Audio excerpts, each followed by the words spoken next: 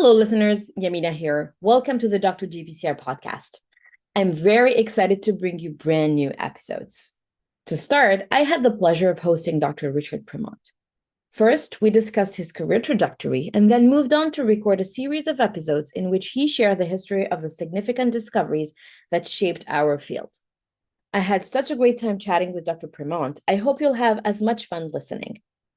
Before we dive into this episode, I would like to take a moment to thank our Dr. GPCR Ecosystem partners: Domain Therapeutics, GPCR Therapeutics, Design Pharmaceuticals, Montana Molecular, and Orion Biotechnology.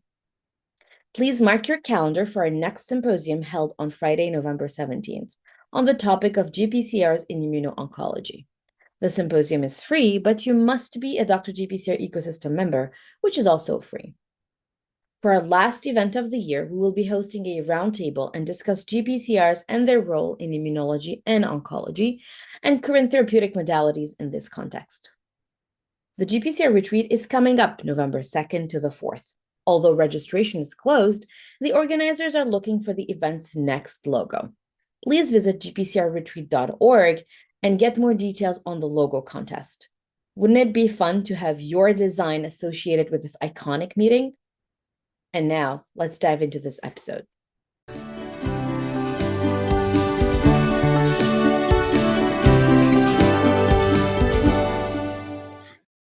Hello, everyone. This is Yamina from Dr. GPCR, and today I'm delighted to have with me Richard Premont, or Premont, depending on where you are. Richard, very nice to have you back. Well, it's nice to be here. Thanks for agreeing to do a history lesson. I think it's going to be awesome for the audience. Richard is here today to discuss the history of G proteins. Him and I you emailed me basically with this proposal, and in my head the light bulb went off, and I said, of course, we need to talk about the history of our field. And today's episode is dedicated to the history of G proteins and ways to study G protein activation. So where would you like to begin? Well, so this is a field that's really kind of full of Nobel Prizes. So kind of wanted to kind of go through all the various Nobel Prizes and the foundational work that got us here, right? And it starts in kind of some places you don't necessarily expect, right? So the way I see it, the field kind of grew out of three different topic areas that were very different at the beginning, and now we all think of basically as almost the same. The first being energy metabolism, which is kind of off most people's map, but we'll see why in a second. But also hormone action, right? So the very first hormone that was discovered was something called secretin, or some people call it secretin, but secretin, that was found in 1902, and it's something that's made by the small intestine, that is secreted by the small intestine and changes the stomach acid, right? So there's a whole history of hormone action. They're all, basically all of endocrinology is identification of different hormones. So secretin was the first, but then not that long after, there was insulin and glucagon and ACTH and TSH and many, many, many others. So there's a whole field of endocrinology. And then we've been blessed by nature to have pharmacology of natural substances, right? So traditional medicines have always known, or for a long time have known, that various substances have effect on the body, and a lot of these things, like opioids, we now have converted into drugs. So, I mean, one of the problems we have with orphan receptors is not only do we not know what their ligands are, we don't have natural substances that seem to interact with them either. So we don't have that hint about what they do, right? So those are the kind of the three starts for the field. So I'm going to start with metabolism, right? So in the old days, i.e., when biochemistry was first invented, it was a German thing, and biochemistry came to the United States with Gert and Carl Corey, right, who are at Washington University, and they were giants in the field of metabolism, right? A lot of the metabolic enzymes that we learn in all our biochemistry courses, they identified first, right? And they're important to the field for two ways. One, they looked at glycogen metabolism in the liver. So basically, the liver is there, takes up everything you eat, gets digested, goes to the liver, and the liver converts all that sugar all the glucose into glycogen to store it for later, so you don't have to eat every 5 minutes, right? So they were looking at glycogen metabolism, and it turns out that hormones regulate glycogen metabolism. So this is the start of the field, right there. So they got the Nobel Prize in 1947 for looking at the enzymes that regulate glycogen metabolism in the liver. But the second important thing they did was they trained a lot of people. So American biochemistry, has its roots in that lab, right? Mm-hmm. And among the people for our particular interest today, among the people that they trained is a guy named Earl Sutherland, right? So I'm sitting here at Case Western Reserve University, and Sutherland was a professor here in the 1950s and through the 1960s. And he won the Nobel Prize, and I have to look it up, in 1971 for the discovery of hormones acting through cyclic AMP. So he discovered cyclic AMP as a second messenger. That was done here. And he did that together with a collaborator, Thomas Rawl, who was also a professor here. But the other thing that is important that he did is he also trained students, right? As these things go. And Case was very, very innovative at the time, and they are the ones that originated the MD PhD combined degree program, right? So in the very first class of MD PhD students that were admitted here, there was one guy, Fred Murad, who worked with Earl Sutherland. And he started out working on cyclic AMP, but soon switched to cyclic GMP. And he won the Nobel Prize in 1988, 1998, for the discovery that nitric oxide stimulates guanyl cyclase. And this is how nitric oxide is a vasodilator, right? You say, well, that's not GPCRs, but in fact it is, because most of the control for how nitric oxide is made through nitric oxide synthase is all GPCRs. So all the receptors, endothelin, all those things on endothelial cells that activate the nitric oxide, that activates the guanyl cyclase, that causes vasodilation. That's all GPCRs. So that was here. Okay, and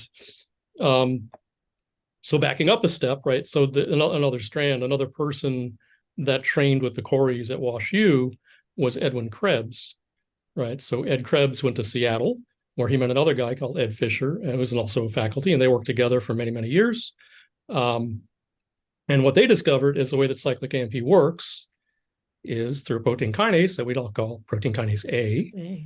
And protein kinase A is the first protein kinase, and this is basically phosphorylation and dephosphorylation. So that's what they discovered. And Krebs was a student of the Coreys, right? So I mentioned that Fred Murad was here as an MD PhD student working with Sutherland, but there was another person just 2 years later, Ellery Gilman, who was an MD PhD student here early on, and he didn't work with Sutherland. He worked with Ted Rawl, but same group, right? It's like Lefkowitz-Caron or whatever, the same basic group. And he worked on cyclic AMP, right? And he's the one that shared the Nobel Prize in 1994, with Marty Rodbell for the discovery of G proteins. Wow. Right? So basically, this all started, from metabolism, and it's a generation of teachers and students that are working on basically the same problem, the same pathway. Yeah, they keep on winning Nobel Prizes. It's a good place to be mining for Nobel Prizes, it seems, right? So now everybody's aware. In 2012, Bob Lefkowitz and Brian Kobilka got the Nobel Prize for their discovery of what GPCRs really are and the X-ray crystal structure, how they function. And interesting, of all these different Nobel Prizes, of course, all of them were medicine or physiology, except Lefkowitz and Kobilka, which was chemistry. Which I'm sure had the chemists kind of a little bit up in arms. And I guarantee you there's a very interesting story there. And after whatever 50 or 70 years, the Nobel Committee opens up their archives, and somebody it's going to tell us why. We'll get to find out why, but there's something interesting there. But anyway, so be that as it may. There's that. But the other one I want to mention, just as a by the way, is there's another Nobel Prize that was given in 1988 to someone named Sir James Black, who was a pharmaceutical chemist at a company called ICI, Imperial Chemical Industries. which has since been absorbed into, I think it's now part of GSK, but it was a chemical company. And he won the Nobel Prize along with George Hitchings and Gertrude Elion, all three of which worked at drug companies, right? And what they got the prize for was for rational drug design. So they invented the idea, instead of taking a natural product like, heroin, right? Well, actually, heroin is a modified, but taking opiate and then modifying and making things like heroin, or taking salicylic aspirin and making aspirin, or taking penicillin and making ampicillin, which is what the chemical companies did. They created a rational drug design, which is really the beginning of our modern pharmaceutical industry, right? The important thing was that what Sir James Black worked on was the adrenergic receptor. So he is the one that developed propranolol, which is the first GPCR rationally designed antagonist that then became marketed as a heart drug, right? He also did cimetidine and some various other things. But basically, after that, there was an explosion of work in this kind of nascent pharmaceutical industry, particularly in the adrenergic receptors, because they had that kind of head start with propranolol, which is basically what gave Bob Lefkowitz and Mark Carone the tools they needed, right? Yeah. So they had so you remember, Lefkowitz started out studying ACTH receptor when he was basically a postdoc, and there weren't a lot of tools available.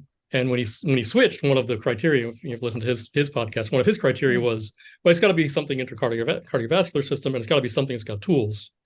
This is where the tools came from, right? Because the pharmaceutical industry started making new drugs based on a novel way of doing it, rationally drug design.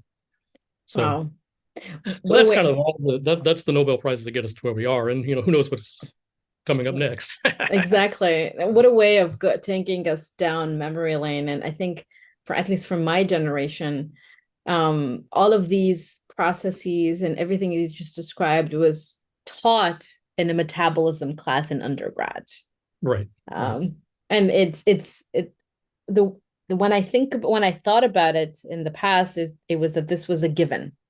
We knew this. You have to learn it, and then you take an exam, and then you move on. But actually, I'm glad that we're talking about these, because for all these discoveries, there's people who trained people who worked on specific topics to make these discoveries to get us to where we are today. And I feel like from a GPCR perspective, it started out in the cell or around the cell to get to the point where we actually needed to figure out how these molecules that were discovered, either whether they were hormones or cyclic AMP intracellular effectors, we needed to discover the inside and the outside of the cell to then figure out, okay, how do these molecules actually function? That's what led us to some extent to GPCRs. Right, and there's kind of well, for us old folks, there's kind of a joke that people who worked on the small GTP binding proteins, particularly RAS, the people in the signaling field hated the RAS people back in the day, because they had a G protein, right? They had their small G protein, and you could do things like make an activated mutant and micro inject it into a cell and see that it did things, and that was really cool. They had no idea what receptors activated it. They had no wiring diagram in the sense, like they didn't have the receptors, they didn't have effectors. And they're trying to figure it out. And it took a long time. And they kind of people came into the field and kind of tried to take things from it to bootstrap their work, and would kind of make a mess in the literature, and then they'd leave because it didn't work. But we're lucky, because we started out having the hormones. So we had secretin and glucagon and insulin's on GPCR, but we had these things to work with, right? That allowed us to then say, okay, what do they do physiologically, rather than starting in the middle, which is kind of what we're doing with orphans, right? Kind of where you're starting in the middle. Exactly. But now we have more tools to tackle the orphans, although it's not ideal. But back in the day, it was But as soon when someone identifies physiology, that poof, it just it cracks open once deorphanized. Exactly. So the other kind of historical event that I think people need to be aware of, and Bob Lefkowitz kind of mentioned this briefly in his podcast, is that there was a historical event that really shaped a generation of biomedical science, and it's completely unexpected. So it's the 1960s, and United States is in the Vietnam War, And we still had a draft, we still had conscription. So if you turned 18, you were subject to the draft, right? Yeah. And the way around it was, well, you go to college and then you get deferred. But when you go to college, you're still in for the draft.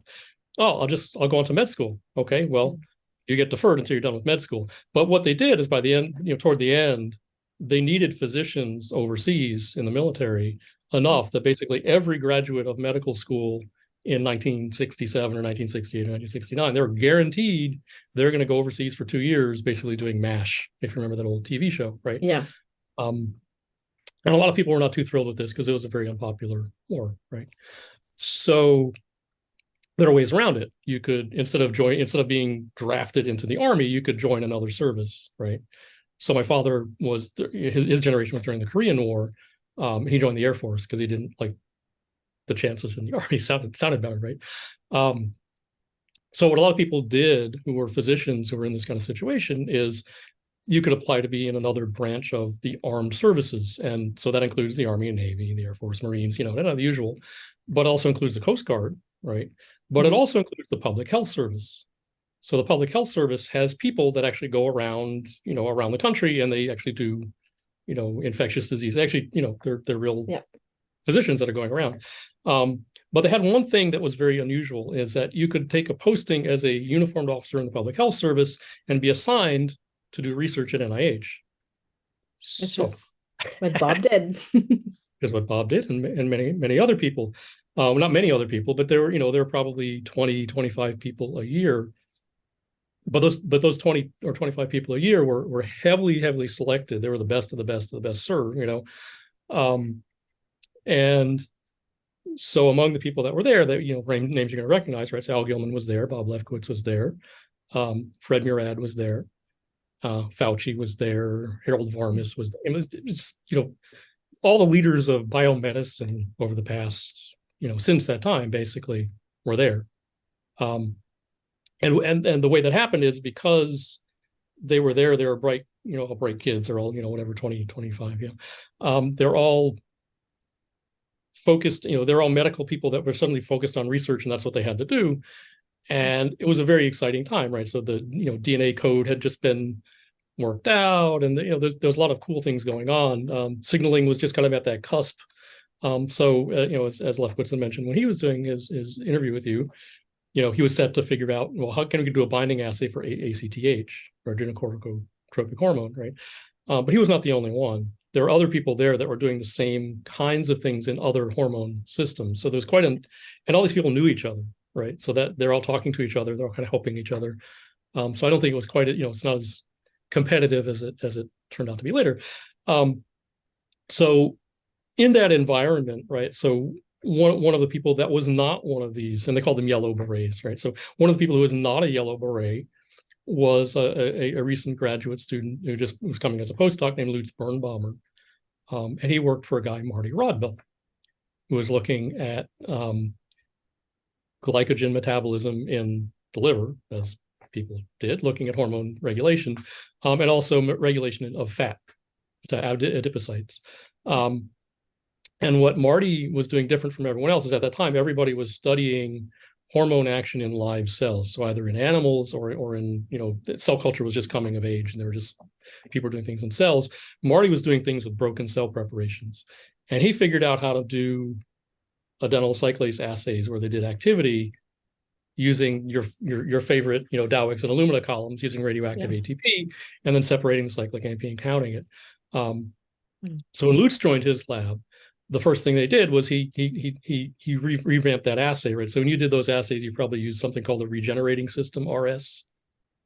I honestly don't remember. I do remember that. Basically, what Lutz did was fix the kinetics, because so here you have an assay, you're adding ATP as a substrate, and the enzyme eats the ATP.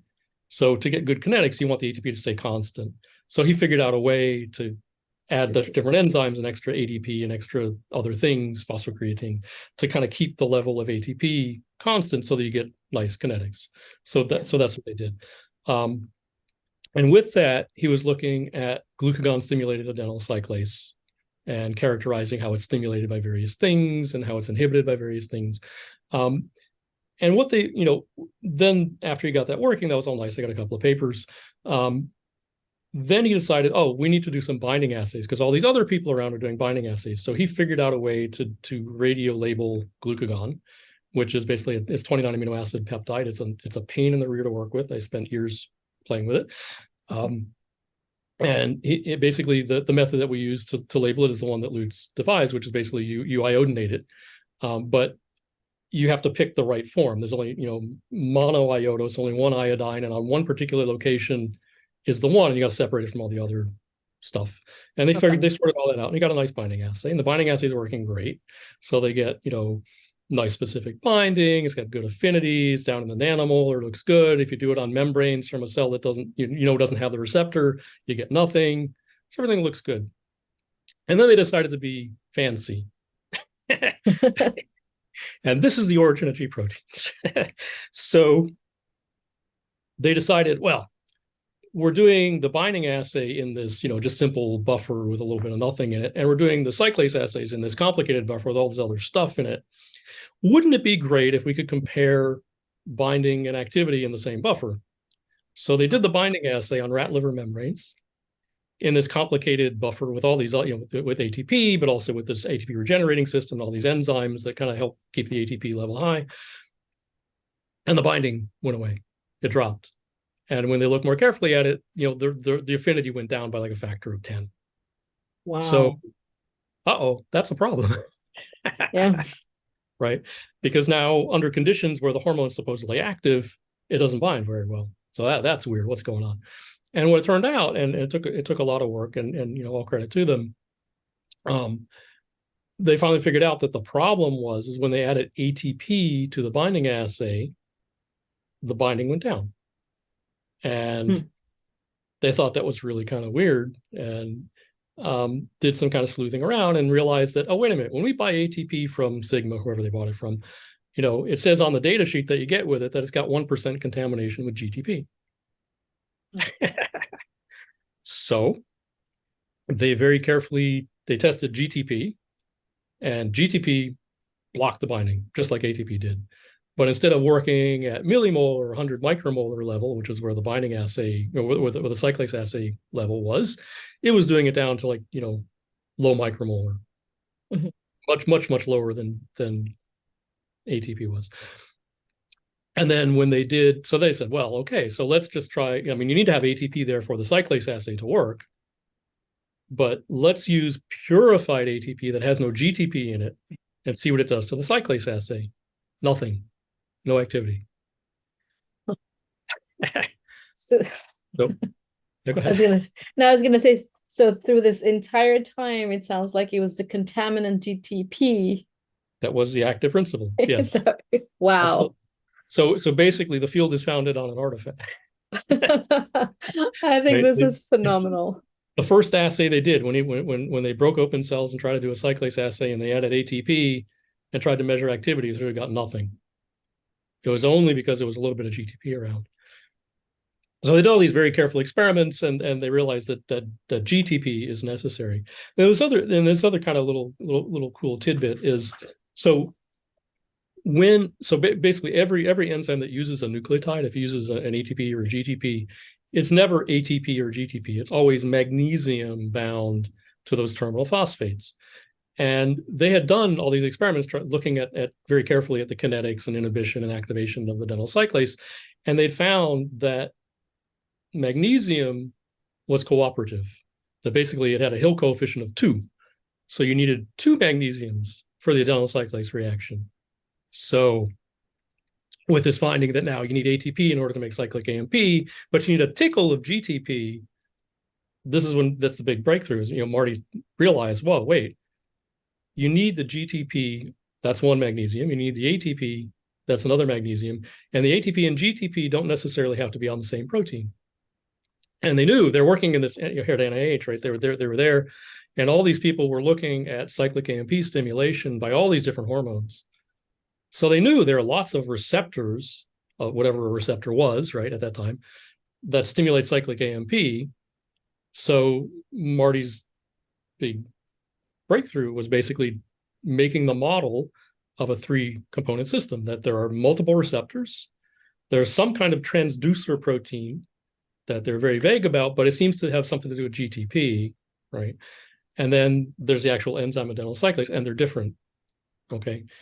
Now you got to realize the world didn't have to work this way, right? So we talked a little bit about, Fred Murad and soluble guanylyl cyclase activated by nitric oxide, but there's another form of guanylyl cyclase that is a receptor, right? So there's the natriuretic peptides that, and there are several different kinds that are the receptor and the guanylyl cyclase in the same molecule, right? So it's just one molecule that is a receptor effector, and nature uses that design, but not so much, right? I mean, the variability and the diversity of that family is pretty low, whereas this kind of GPCR G protein effector model, nature seems to love because you use it. It's in the visual system, it's in the nose, it's in and it's interchangeable as well. Yeah, you can play around and with it. It's kind of it's Lego like. You kind of can plug in different yeah. So so that's kind of cool. So basically that whole model for how signal transduction might happen. Again, this is just theoretical, right? This is they had very good evidence that there was something weird going on. This is their explanation, and there was no direct evidence for it. But that's he put out the model for that, and that kind of drove the field for the next dozen years while people try to sort out how that all worked.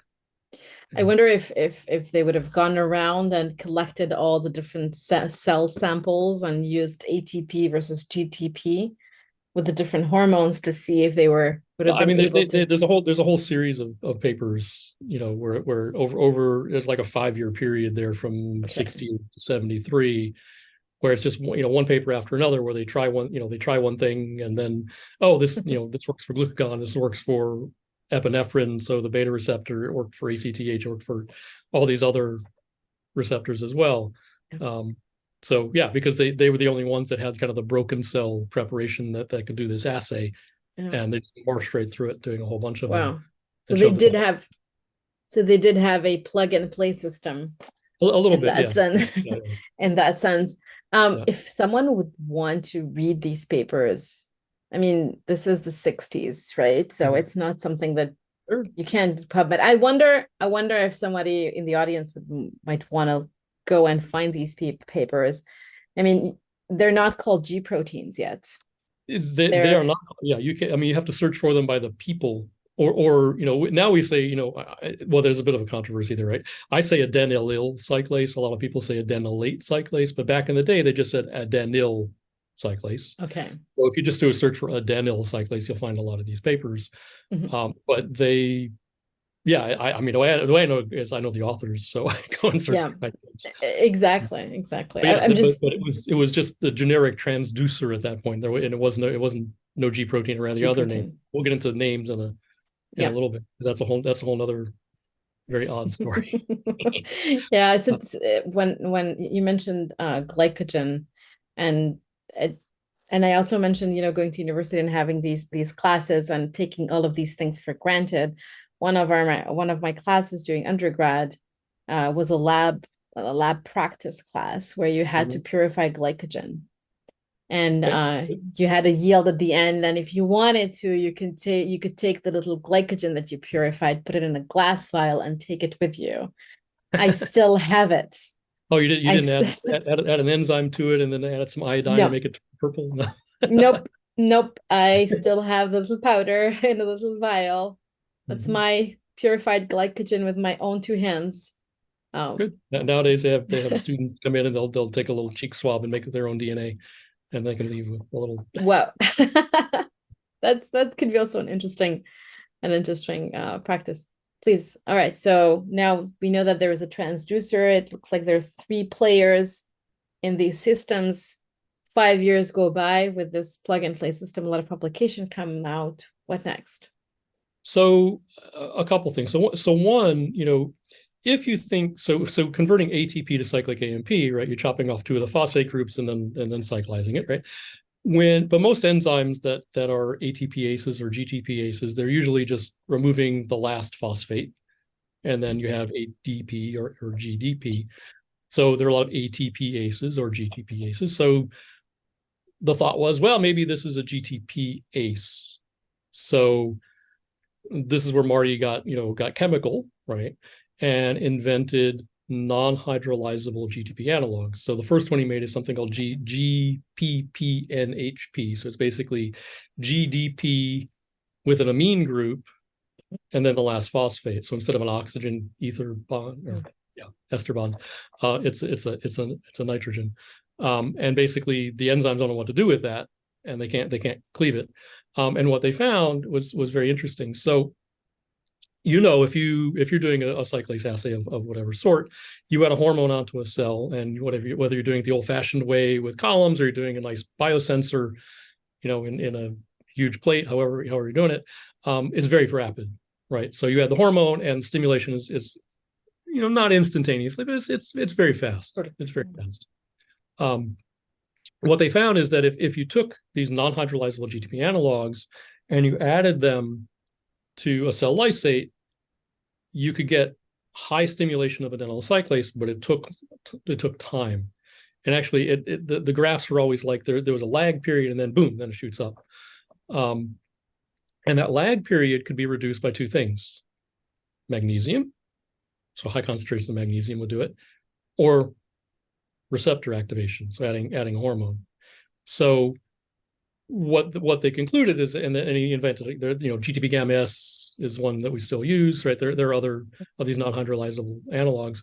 What they finally determined was that the non-hydrolyzable analogs were very slow about getting onto this putative transducer protein, and that reaction was stimulated by receptor or by magnesium. And it turns out that actually what, people do all these, things now, or look at the structure of receptors, trying to figure out the activation mechanism.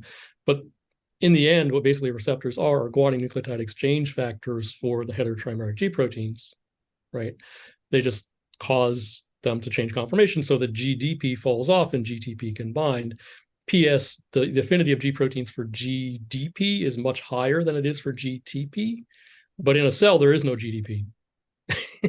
So as soon as it falls off, a GTP binds. But what the receptor actually does is it lowers the magnesium requirement for G protein activation. So that's why magnesium does the same thing as the receptor, basically. But basically, the lag period was the time that it took for the G protein to be activated in the absence of a receptor. And once it was active, it couldn't hydrolyze the GTP, so it stayed active at full blast, right?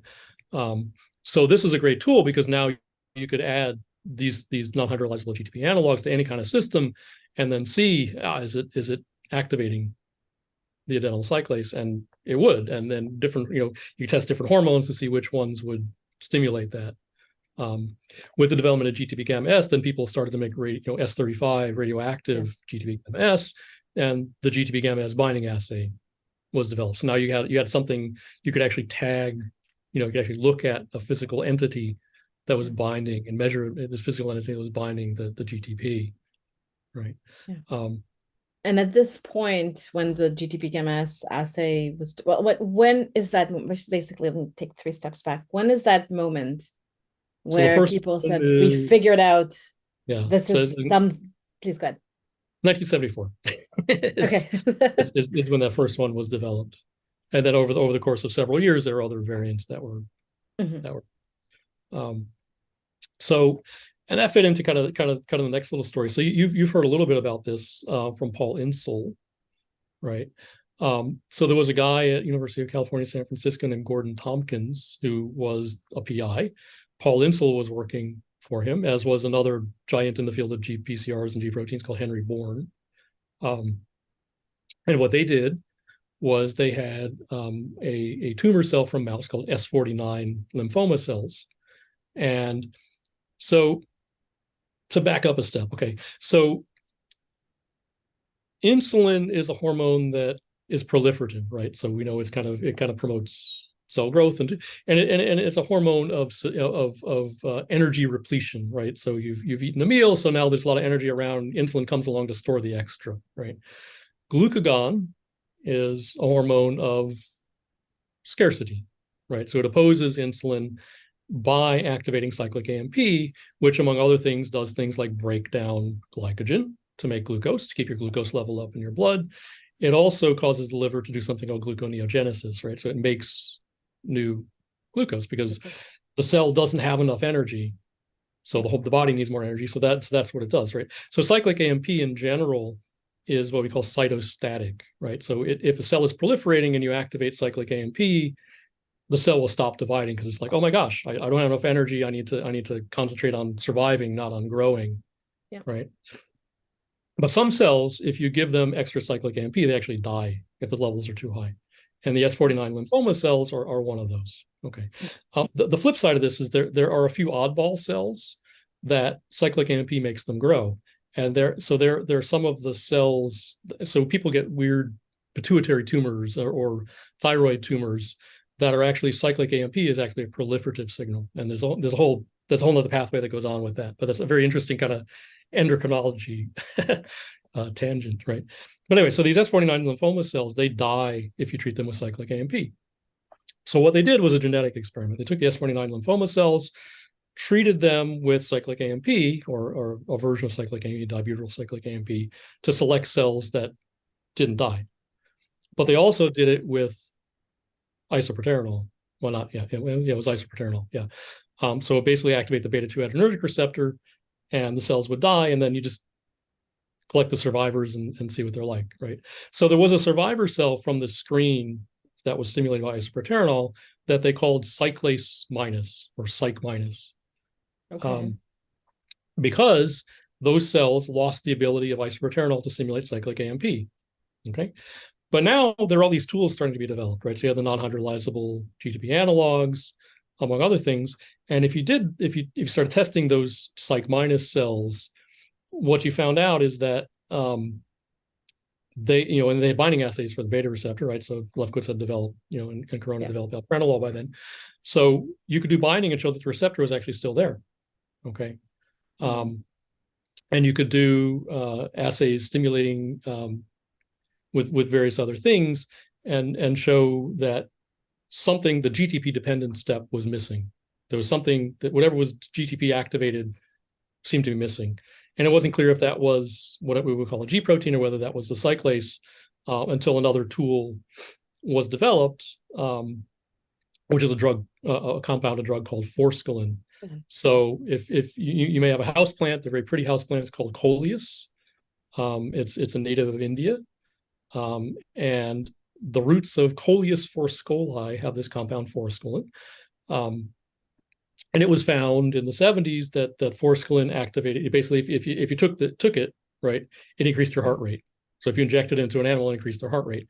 Wow. And what someone figured out was that it actually activated cyclic AMP, right? Yeah. And it turned out using that drug on the psych minus cells, they found out that those cells are perfectly able to make cyclic AMP when they're stimulated with this drug, forskolin. So they have the enzyme, they're just missing the GTP-dependent factor, right? So now we're back to the three, right? So they have the receptor, they have the enzyme, adenyl cyclase, but it seems to be missing the GTP-dependent component. So that's kind of the first physical, kind of demonstration that there's something missing in those cells that is that GTP-dependent protein, wow. Right? So another strand of research that was going on around the same time. So there's a disease called cholera, and it's a bacterial disease. And cholera causes its problems because it secretes a toxin, and they're just like they're good bacteria and bad bacteria. There are versions of the cholera bacteria that don't make the toxin, and they don't cause disease. But the versions that have the toxin that cause disease, and the disease is basically you get so much diarrhea that you dehydrate, and if you're unlucky, you die because your intestine is busy secreting water as fast as it can. And it turns out that what it's doing is actually it was found to be activating cyclic AMP production. And through a whole series of work by a couple of guys a group in Israel, Dan Castle and Zvi Selinger, found that cholera toxin was in fact an ADP ribosyltransferase that seemed to have enough. Basically, it takes NAD in the cell and converts it to an ADP ribose group that attaches onto a cysteine residue, and it does that specifically to a protein that is about 42,000 molecular weight. And they found that by making, they took a radioactive NAD, and it labels a protein in the cell as 42,000. And in some cells, it was a 42,000 and a 52,000, which we now know to be the GS alpha subunits. That's two splice variants. And so now you got a way to physically tag the G protein. So if you take the cholera toxin and you treat the psych minus cell membranes, protein's not there, no labeling, and they don't activate cyclic AMP. And the other thing is it activates cyclic AMP, right? And the way it activates cyclic AMP in a normal cell is when the G protein is actually modified by cholera toxin, it prevents GTP hydrolysis. So basically, it turns a natural GTP into a non-hydrolyzable analog. Yeah. And it also exhibits the same kind of lag that can be activated by receptor, right? So you have to load the GTP on for the cholera toxin to do its job.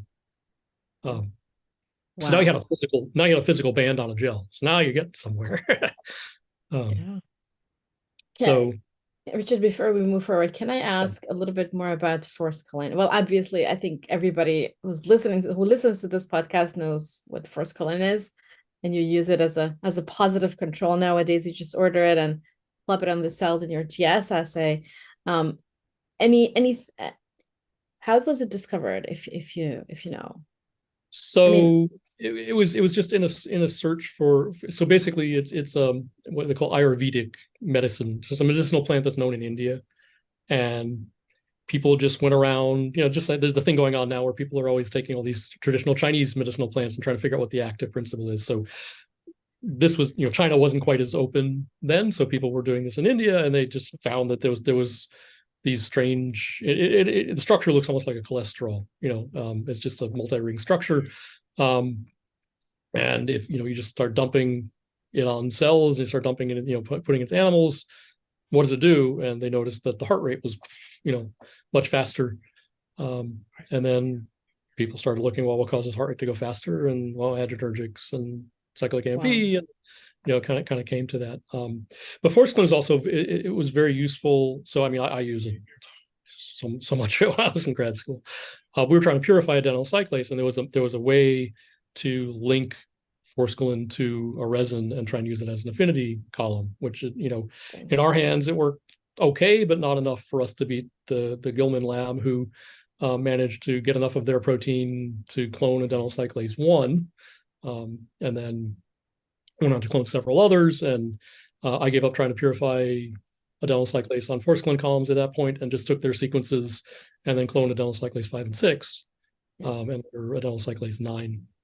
But the funny thing is, right? So my wife points out to me, we're walking through a pharmacy one day, they sell forskolin, right? It's a weight loss. So you buy it on the counter, which is really kind of wild. But it was so expensive back in the day because there were it's like I considered I should grow some of these houseplants and try to purify my own, because we spend so much money on small quantities, and then trying to making resins for purifying the proteins. Wow. But again, it activates almost all of the cyclases. AC9 is really very poor, but all the others it activates very well. So people use it as a wonderful positive control. Or if anyone who's looking at inhibition of adenyl cyclase, so looking at GI pathways, usually you artificially raise the level of cyclic AMP by treating the cells with forskolin, and then looking at your hormone and how does it inhibit that. So it was a good find. It's been a very useful molecule. Very, very useful tool. Absolutely. And still getting used. It's yes. Yes. Yes. The number of times I worked a lot on chemokine receptors and their GI coupled, the number of times in presentations where I had to say first, it inhibited forskolin induced cyclic AMP production. And it's the sentence that comes back a lot when you work on GI coupled proteins. All right. So GS, long and short. Yep. So now the kind of the race was on to actually purify this protein, because the kind of the holy grail, people didn't think cloning back in those days. What they really wanted to do there are people like Bob Lefkowitz trying to purify receptor. There are other people, Evenir and folks in Gilman's lab and some other me trying to purify adenyl cyclase. And there are people trying to purify the G proteins in order to put them all together, to reconstitute them and show that these three components are necessary and sufficient to reconstitute the hormone stimulated adenyl cyclase system, right? So that's what everybody was working toward. So the big movers in the purification business was Al Gilman and Lutz Birnbaumer. So Gilman was heavily involved in showing that this activity, this GTP dependent activity, was the thing that was missing from the S49 psych minus cells, right? So you remember Paul Insel went to Gilman's lab, carrying with him in order to do that, right?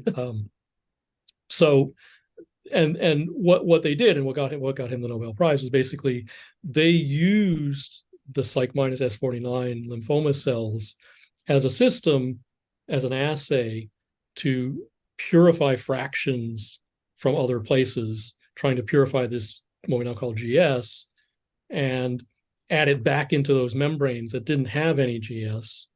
And then you could measure the activity for your different fractions, and then pool the best fractions, put them on a different column, figure out how to optimize your purification. So that was their assay, right? And what they used in their assay, it's kind of once you bust open the cell and now you've solubilized the everything with a detergent. They use a detergent called Lubrol. So digitonin is famous for the beta receptor. For the G protein, it's called Lubrol, which I don't think you can buy anymore. I think it doesn't exist. But anyway, everyone uses this Lubrol. And once you did that, you couldn't use receptor anymore, right? So what people would, and you couldn't use forskolin because forskolin bypassed it. Collar toxin was very clunky, and you're working with a toxin. So what people used was something actually that Earl Sutherland had noticed back in the early 60s, was that adenyl cyclase can be stimulated by sodium fluoride. Okay. And originally, they never really looked into what it did, but what they thought it did was it was acting kind of as a phosphatase inhibitor, but they didn't really know. But anyway, fluoride was known for this whole time as an activator of this system. So when Gilman started purifying his protein fractions, they gave it a name, right? And what they started to call it was G/F. It was the guanine nucleotide fluoride stimulated factor, right? So wow. GF. And they purified it. And the one thing I gotta say is, right, so backing up, so they were not alone, right? So the Birnbaumer lab was doing the same thing at the same time. And we can get into kind of, publication has changed a lot, right? So in those days, everyone published all the good stuff in JBC, and they were all relatively short papers that had 8 figures, and each figure had 1 panel. And people were publishing, they're publishing so fast that a typical paper had 2 manuscript in preparations and 2 in-press papers, because they're all they're quickly publishing, trying to leapfrog each other. So there were there are 2, 3, 4 papers a year on the same topic that are just kind of inching toward a goal, rather than nowadays people sit back and they have 12 postdocs working on a project for 5 years, and they try and get their paper in Nature, right? It was a very different world, and that level of competition / unintentional cooperation, because you get to see what your competitors are doing. Everybody's kind of inching along in the same, you're never that far behind, because you knew what your competitors were doing pretty quickly, right? So those 2 labs were kind of going at it, trying to purify the G proteins. And a funny thing happened, and one of those like a weird. So Al Gilman was at the University of Virginia in Charlottesville, and he got an offer to go to UT Southwestern. So he picked up his lab and he moved, and several people went with him, including the principals, postdocs who were actually working on this, were really great guys, Paul Sternweiss and Elliot Ross. So the whole group just picked up and moved. And when they got into Dallas, their assay stopped working. It's the And you can, stars. This is the worst thing that can happen. well, the worse than the best. I don't know. It's again, it's opportunity. Adversity No, is opportunity. absolutely. You're Yeah. right. You're right. So I'm sure they were tearing their hair out. But and they got to the point that they're taking the assay apart, and they literally were having water shipped in from Virginia, trying to figure out what happened. And what happened was a couple, it's like an airplane crash, right? There's no one thing that goes wrong. It's always a series of things. So there are at least a couple of things that changed that they didn't think were important, but they are, and it's kind of a lesson to everybody. Um, when they moved, right, so they changed their water source. And you think you're purifying your water, right? You do a reverse osmosis through a millipore system. This is a long time ago, so things weren't 18 mega ohm. It wasn't quite as good. And the water really was different in Virginia, right? It had stuff in it that didn't come out. That was you're in the mountains. It's a different. Yeah. The water has a different life there than it does in the aquifer, in Dallas. So the water was a little bit different, and one of the ways it was different is it had aluminum, right?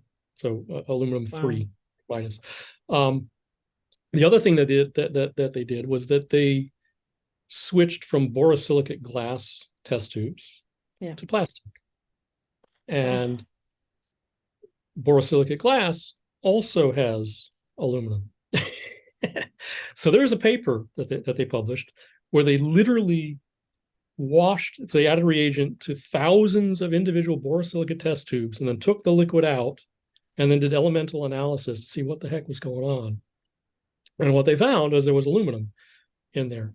And so, long story short, if they add aluminum to the sodium fluoride, it started working.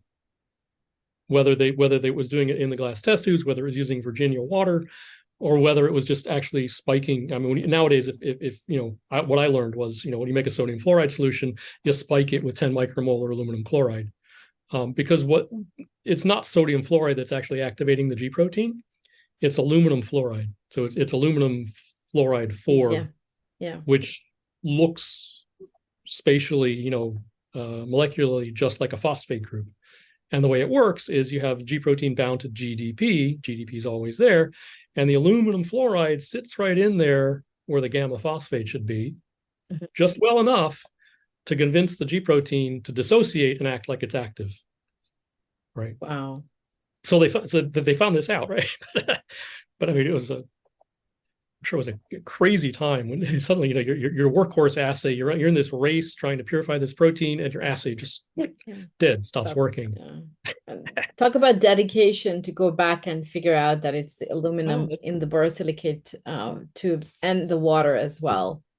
And they publish it. I don't think people would do that. Yeah, I mean, I don't think people would do that today. And I think this maybe, speaks. Yeah. This is amazing.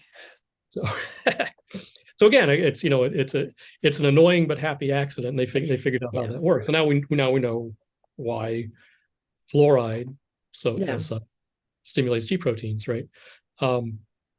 So it's pretty crazy that basically you think you're controlling your experiment by you're buying reagents of whatever quality, whether they have a little bit of contamination or not. You think I'm using this was when I started in the lab, right? The lab I started in still had a drawer that had the little tiny 1 microliter and 2 microliter and 5 microliter mouth pipettes, right? And we didn't use them, but they're still a drawer. They still had them, right?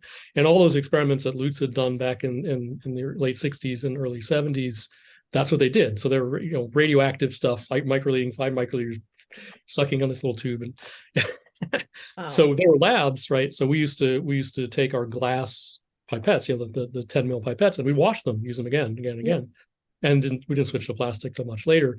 And people used to wash and reuse their test tubes, but same way, right? We didn't use disposable microtubes, Eppendorf tubes. We used glass test tubes, and it was a kind of new innovation to use new ones. But this worked with the new ones. But if you used old ones that had been washed, they had already lost the aluminum. It wouldn't work either, right? Wow, talk about being detail oriented. So it's the things you don't know. I mean, you just kind of it's in the background of your experiment. You think you're controlling for it, but and who knows what are things are we doing every day that we're not really controlling for that are critically important. And exactly. I until think this is, somebody yeah, until somebody actually has a problem and then needs to figure out what happened. And I think and then they this is even a level lower. Well, I mean, when I think about, for example, an assay and you sit down and you write a protocol, well, it's great, but having a video or having, sometimes you do things during the assay that you may not realize that you're doing them and you don't get a chance to write them down. So Mhm. giving a piece of paper with a protocol printed on it to somebody and tell them, hey, good luck, do it, not as effective. But to think about the composition or the aluminum in the tube, I mean, this is really, really a next level. Yeah. But the thing is, I mean, they were in a race and they needed it to work, so they took the time to sort it Yes. out, Yeah. and they sorted it out, and they got their assay working. And P.S., they were the first ones to finally get to the end of the race and show that this activity was present in a protein complex of a 42 kilodalton protein they called alpha and a Yeah. 35 kilodalton protein they called beta. And that was Okay. it. So this heterodimer was Mm-hmm. the active G protein. And that's what Okay. they pushed. And there was that. One thing they hadn't noticed was that there is a gamma subunit. And this is, so Lutz's lab noticed that there was a gamma subunit. Um, specifically by analogy to the visual system, right, where it was known that transducin is alpha, beta, gamma. So they looked very hard for beta, for gamma, and they found it as like a 7 kilodalton protein. So it was at the die front. And actually, it's kind of funny. You can Yeah. look at these old papers, and you can see, there's a band, and the die front, there's staining there. It was Yeah. there, just they didn't look for it. Um, and then the Birnbaumer lab also showed that the beta subunit um, of their purified G protein cross-reacted with antibodies and isoelectric focus mapped, right? So people didn't sequence, but isoelectric focus mapped. It was the same as the beta subunit from visual transducin, which was beta 1, kind of solidifying that link between Yeah. the visual transduction system, where you do have receptor G protein effector, right? So rhodopsin, Yeah. transducin, phosphodiesterase, and now in the hormone activated system, you had receptor G protein adenyl cyclase, even before the receptor cloning business had solidified that, right? So it was really kind of cool. So one of the other oddities, right? So there are kind of two main groups that are pursuing this, right? So there's a Gilman group that were calling things G/F, and then they kind of started calling it G, and eventually became GS. The Birnbaumer group, which included a whole bunch of affiliated labs, including Lefkowitz, right, were using a different name. They call it the nucleotide dependent factor, or N. So there's a whole bunch of papers, 1,000 papers on there on Okay. the N protein, NS protein, NI protein, NO protein, and it it was a confusing. I mean, if you're in the field, you knew, but if you're not in the field, that's horrible. I mean, how do you sort that out? So what happened in about 1989, after when it was clear there are lots of G protein alpha subunits. There people had found alpha 14, 15, there are lots and lots of them in all these different families. This nomenclature thing wasn't going to play anymore. They had to sort it out. So as I heard the story, Al Gilman and Lutz Birnbaumer got together at some meeting and kind of hashed it out. And I don't know, they flip a coin, arm wrestle. Don't know what they did, but they finally settled on G. So from that point on, it's G protein. And to be careful about it, I always call them I try to say heterotrimeric G protein, because Yes. as a name for a protein, G protein is terrible. It's like there's a band out there called the right. Oh my God. Okay. I thought you know 14-3-3 was horrible, but that's that's well 1433. It actually it has something to do with its size, its isoelectric point. yes, There's a yes, rationale, but still. but if you just literally search for G protein, every word that ends in ing protein comes up. I mean, Okay. it's a terrible name, but here we are. That's the name they settled on. That's what we have. um but the funny thing is so that during that time, right? So Birnbaumer lab was in Houston at Baylor, And I started at Baylor, so I was in a lab affiliated with his, so a former postdoc of his. So I kind of was there during a lot of this time period. And his car, he had so it's kind of famous. Lefkowitz has a license plate Turbo Bob, right? Oh, I Um, didn't know that. um, so Lutz's license plate was N, not G. Oh God. Did he end up So changing it to G not N? I don't know if he changed his license plate, but I went to visit him one time many years later, after he'd moved to UCLA, and he had his license plate on the wall. Wow. Yeah, Lovely. and he told me, well, that that's my Nobel Prize right there. I lost it when I Yeah. gave up the name. Yeah. Yeah. It's incredible, how these discoveries end up happening. Mistakes and Mm-hmm. little footnotes on a data sheet that says your ATP is not pure with some GTP in there. I think it's just phenomenal.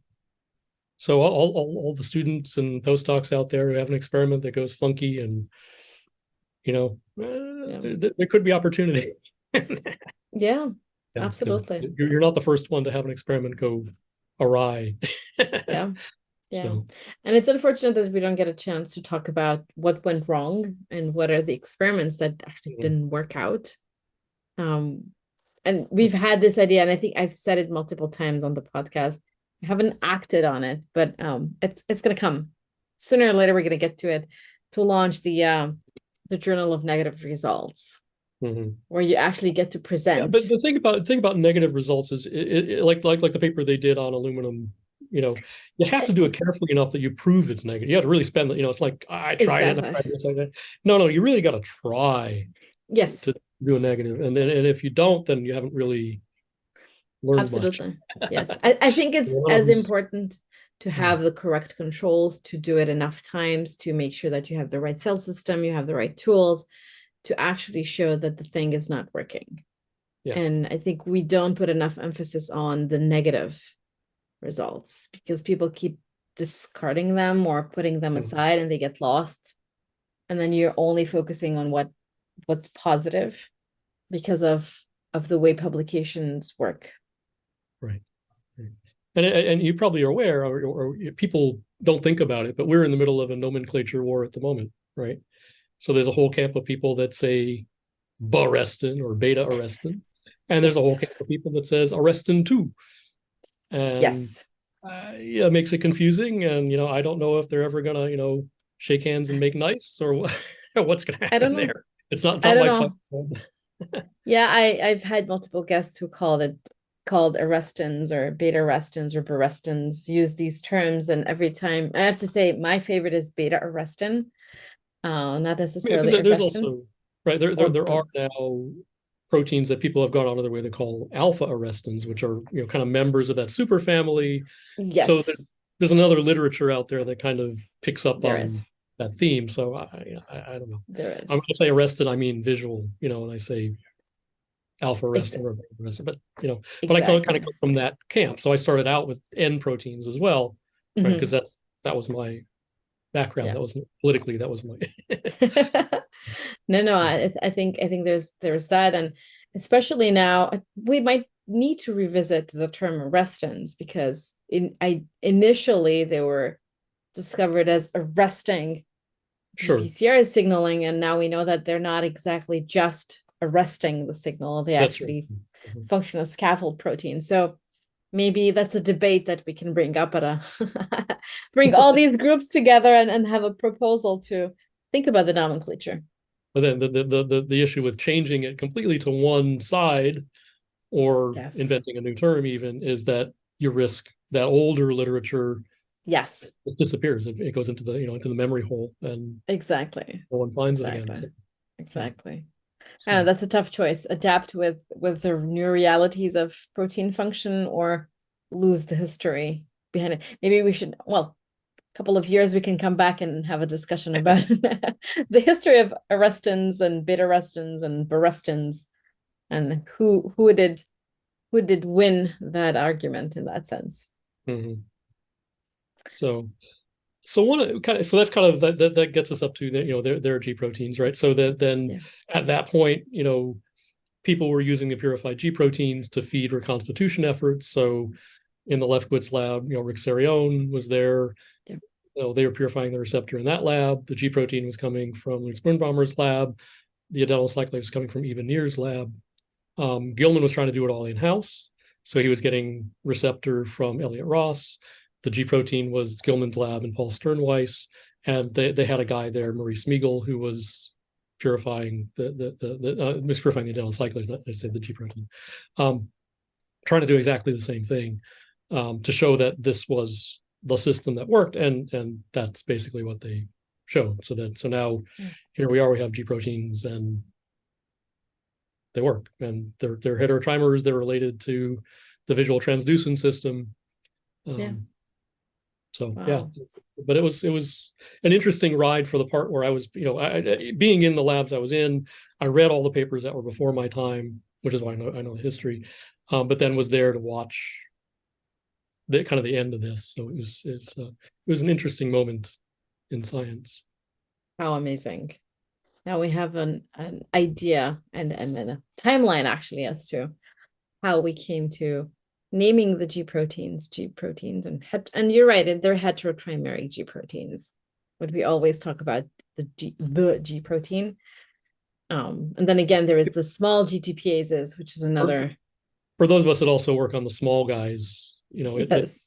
it can be a little confusing. So those I call small GTPases, just to separate them a little bit.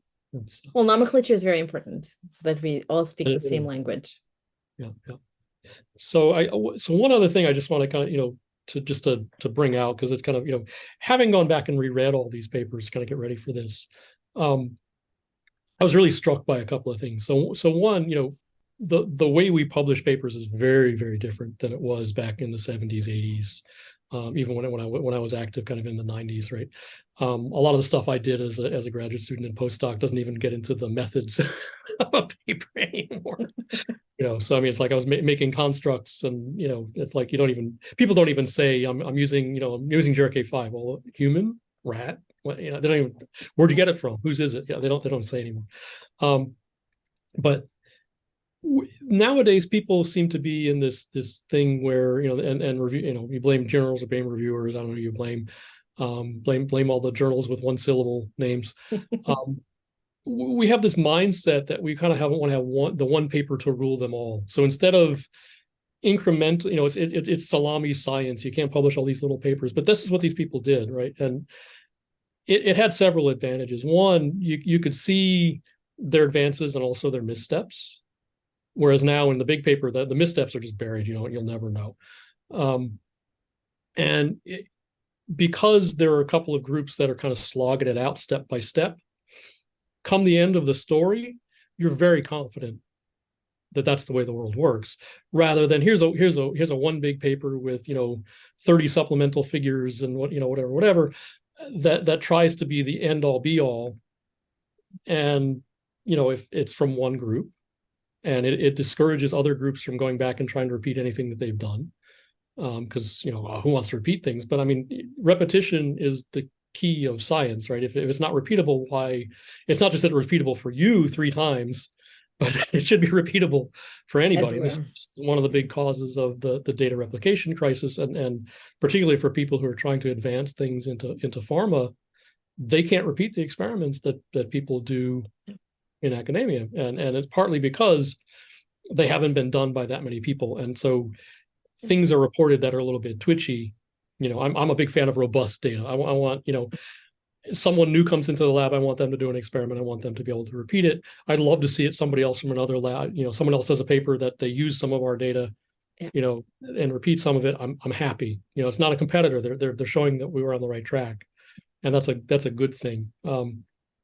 There are other problems. So another one is that we're supposed to be, so I'm very much kind of a team scientist, right? So I work as part of a larger group, and I'm happy with that. But if I were a postdoc coming up, I need a paper where I'm the first author.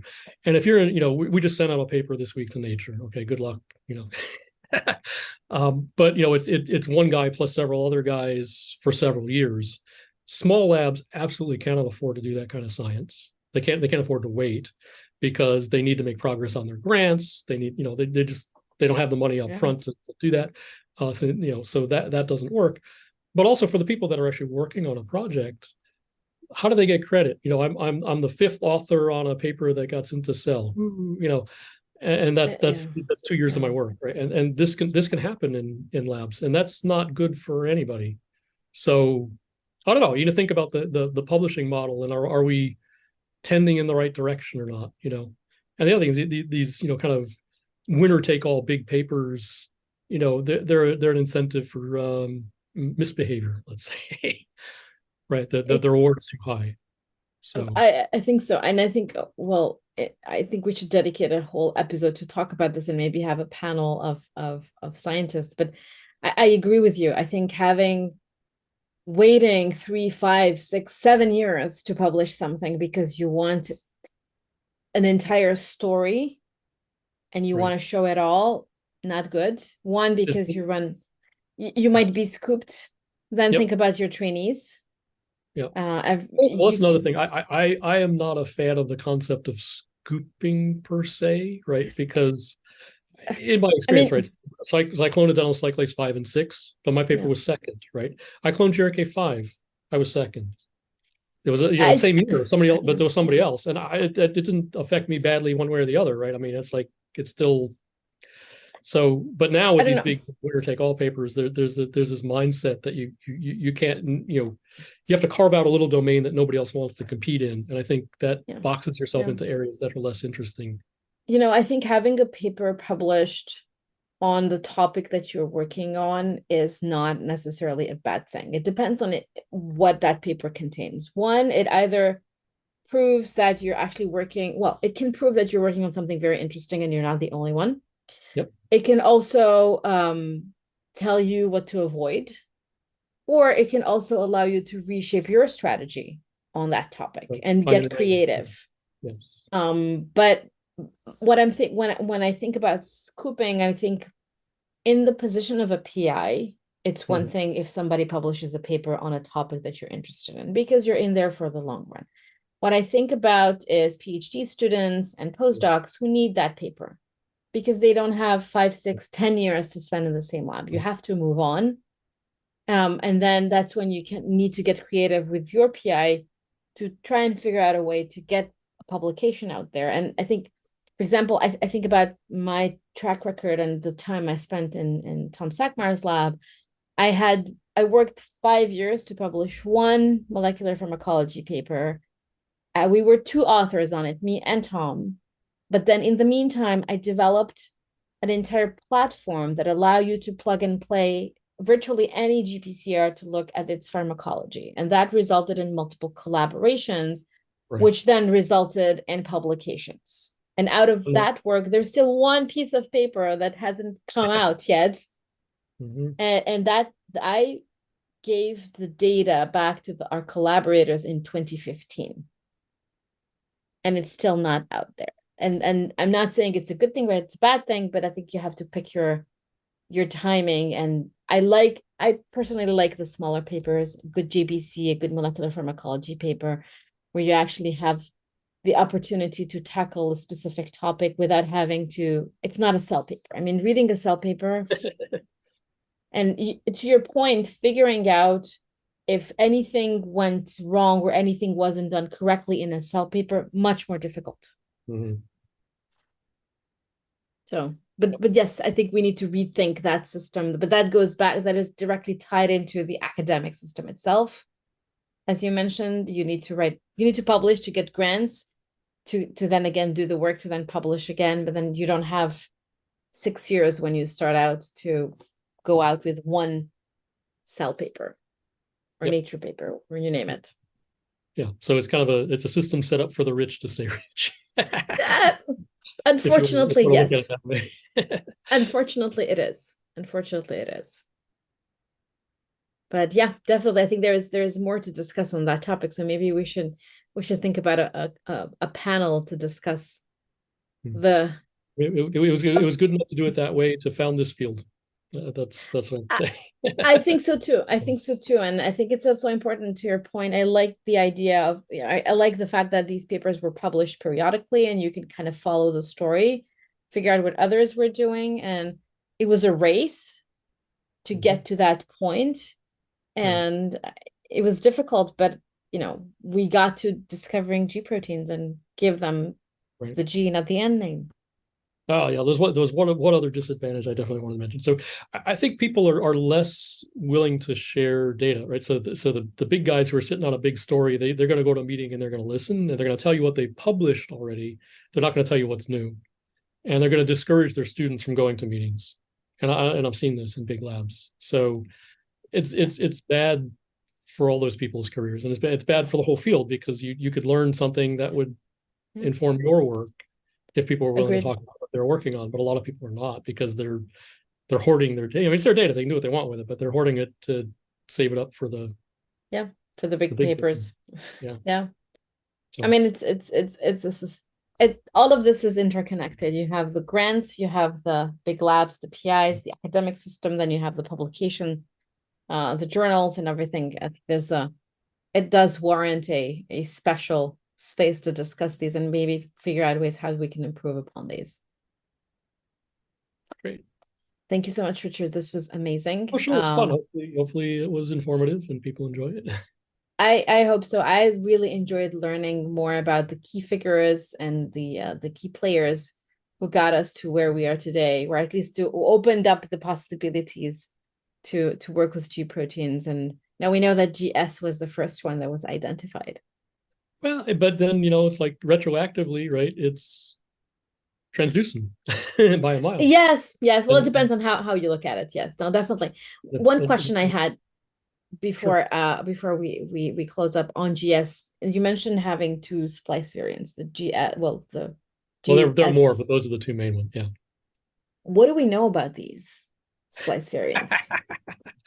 Not I've much. always wondered. Honestly, not much. Even after all this time, they're very similar. So, I mean, I'm sure there's someone out there that might have little Mhm. tidbits that are a little bit different, but basically they're interchangeable. So, and some tissues have only the small one, and some tissues have both that I and the wonder. higher one. So, I wonder why Mother Nature did that way. The other last comment I wanted to really mention is that these cells that Paul took to Gilman's lab, the thinking when you were mentioning the story in my head, I was like, oh my God, these are actually GS null or knockout cells yes. that naturally Well, not love, naturally, they're but they're selected, but yeah. but they were But they got lucky in the sense because that it they were turned out select. that Please. yeah, but they got lucky in their selection because it turned out that the parent cells have only one active allele for GS. So they only had to knock out one, not two. So Wow. if they had two, their screen may not have worked. Right. So Exactly, exactly.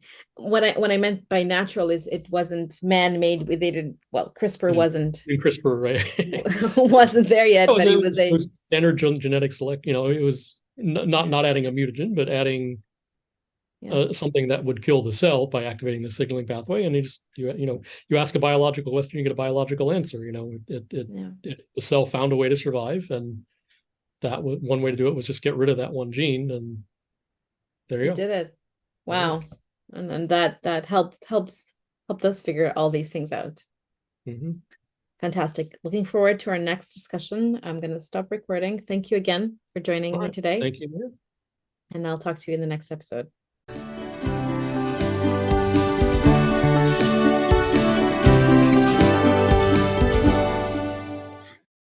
Can I ask you for a favor? Please subscribe to our Dr. GPCR YouTube channel. Many of you come back regularly to watch our videos, like the monthly video edition of the newsletter, but aren't subscribed. Having more subscribers will help us get you more content. Thank you for joining us and listening to this Dr. GPCR podcast episode. We would like to thank you for listening, thank our guest for joining us, and also would like to take a moment to thank our team members, Attila, Ines, Montserrat, Ivana, Andreina, and Balint. A huge thank you to our Dr. GPCR Ecosystem partners, Domain Therapeutics, GPCR Therapeutics, Design Pharmaceuticals, Montana Molecular, and Orion Biotechnology. If you like our podcast, leave us a 5-star review on Apple Podcasts. You can also leave us a testimonial at drgpcr.com/testimonials.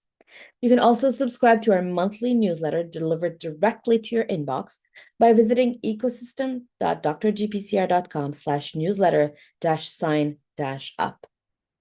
Another way to support us is to share your favorite Dr. GPCR program with your network and colleagues. Email us with any questions or suggestions at hello@drgpcr.com. Until next time, stay safe.